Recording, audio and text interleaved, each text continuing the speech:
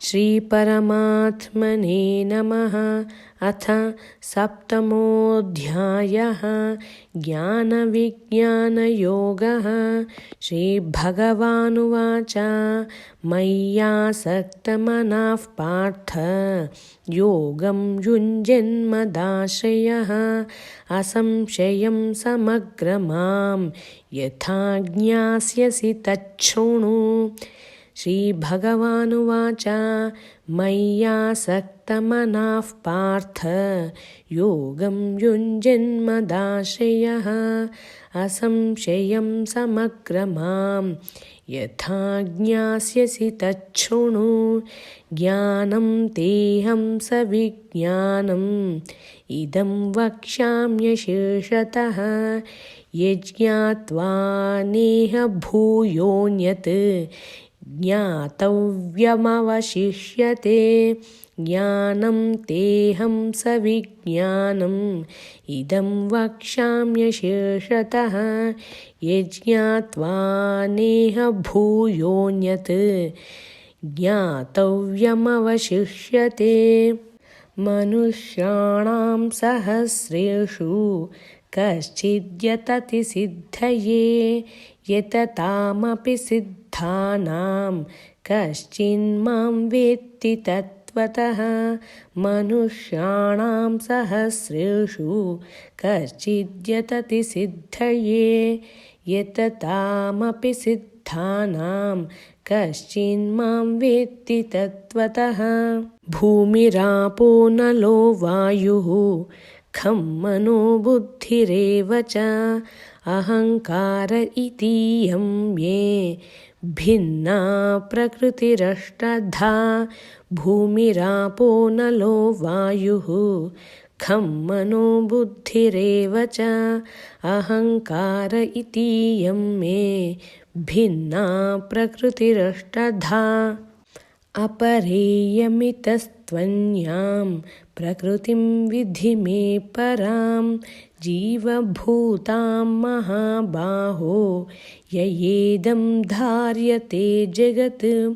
अपरेयमितस्त्वन्यां प्रकृतिं विद्धि मे परां जीवभूतां महाबाहो ययेदं धार्यते जगत्। एतद्योनिनि भूतानि सर्वाणीत्युपधारय अहं कृत्स्नस्य जगतः प्रभवः प्रलयस्तथा। एतद्योनिनि भूतानि सर्वाणीत्युपधारय अहं कृत्स्नस्य जगतः प्रभवः प्रलयस्तथा। मत्तः परतरं नान्यत् किञ्चिदस्ति धनञ्जय मयि सर्वमिदं प्रोक्तं सूत्रे मणिगणा इव। मत्तः परतरं नान्यत् किञ्चिदस्ति धनञ्जय मयि सर्वमिदं प्रोक्तं सूत्रे मणिगणा इव।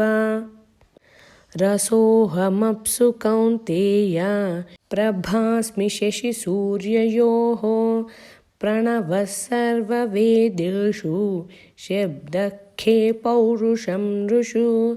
रसोऽहमप्सु कौन्तेय प्रभास्मि शशिसूर्ययोः प्रणवः सर्ववेदेषु शब्दखे पौरुषं नृषु।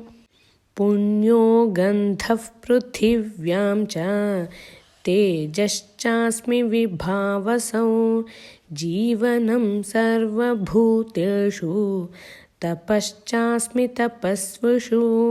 पुण्यो गन्धः पृथिव्यां च तेजश्चास्मि विभावसौ जीवनं सर्वभूतेषु तपश्चास्मि तपस्विषु।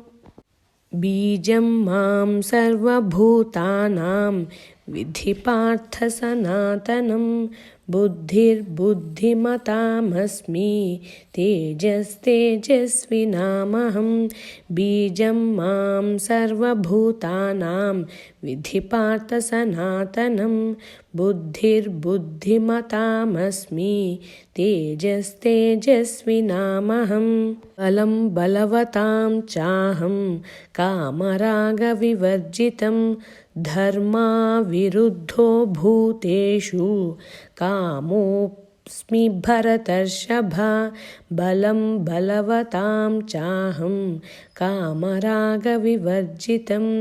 धर्माविरुद्धो भूतेषु कामोऽस्मि भरतर्षभ ये चैव सात्विका भावाः राजसास्तामसाश्च ये मत्त एवेति तान् विद्धि न त्वहं तेषु ते मयि ये चैव सात्विका भावाः राजसास्तामसाश्च ये मत्त एवेति तान् विद्धि न त्वहं तेषु ते मयि त्रिभिर्गुणमयैर्भावैः येभिः सर्वमिदं जगत् मोहितं नाभिजानाति मामेभ्यः परमव्ययं त्रिभिर्गुणमयैर्भावैः येभिः सर्वमिदं जगत् मोहितं नाभिजानाति मामेभ्यः परमव्ययम् दैवी ह्येषा गुणमयी मम माया दुरत्यया मामेव ये प्रपद्यन्ते मायामेतां तरन्ति ते दैवी ह्येषा गुणमयी मम माया दुरत्यया मामेव ये प्रपद्यन्ते मायामेतां तरन्ति ते न मां दुष्कृतिनो मूढाः प्रपद्यन्ते नराधमाः माययापहृतज्ञानाः आसुरं भावमाश्रिताः न मां दुष्कृतिनो मूढाः प्रपद्यन्ते नराधमाः माययापहृतज्ञानाः आसुरं भावमाश्रिताः चतुर्विधा भजन्ते मां जनाः सुकृतिनोऽर्जुन आर्तो जिज्ञासुरार्थार्थी ज्ञानी च भरतर्षभ चतुर्विधा भजन्ते मां जनाः सुकृतिनोऽर्जुन आर्तो जिज्ञासुरार्थार्थी ज्ञानी च भरतर्षभ येषां ज्ञानी नित्ययुक्तः एकभक्तिर्विशिष्यते प्रियो हि ज्ञानिनोत्यर्थम् अहं स च मम प्रियः तेषां ज्ञानी नित्ययुक्तः एकभक्तिर्विशिष्यते प्रियो हि ज्ञानिनोत्यर्थम् अहं स च मम प्रियः उदारा सर्व एवैते ज्ञानी त्वात्मैव मे मतम् आस्थितः स हि युक्तात्मा मामेवानुत्तमां गतिम् उदारा सर्व एवैते ज्ञानी त्वात्मैव मे मतम् आस्थितः स हि युक्तात्मा मामेवानुत्तमां गतिम् बहूनां जन्मनामन्ते ज्ञानवानां प्रपद्यते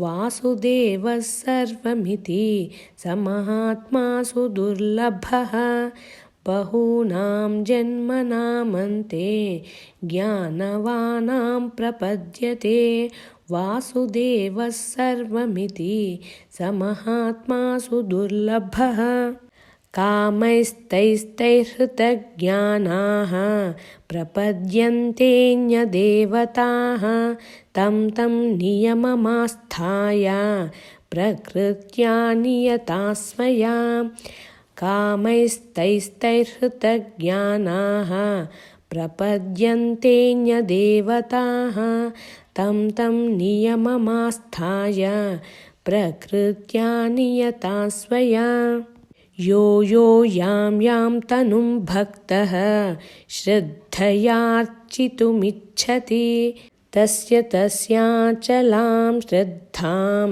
तामेव विदधाम्यहं यो यो यां यां तनुं भक्तः श्रद्धयार्चितुमिच्छति तस्य तस्याचलां श्रद्धां तामेव विदधाम्यहम् सतया श्रद्धया युक्तः तस्याराधनमीहते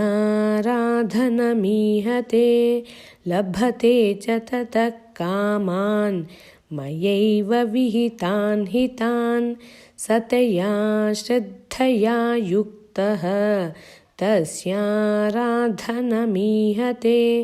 लभते च ततः कामान् मयैव विहितान् हितान् अन्तवत्तु फलं तेषां तद्भवत्यल्पमेधसां देवान् देवयजो यान्ति मद्भक्ता यान्ति मामपि अन्तवत्तु फलं तेषां तद्भवत्यल्पमेधसां देवान् देवयजो यान्ति मद्भक्ता यान्ति मामपि अव्यक्तं व्यक्तिमापन्नं मन्यते मामबुद्धयः परं भावमजानन्तः ममाव्ययमनुत्तमम् अव्यक्तं व्यक्तिमापन्नं मन्यते मामबुद्धयः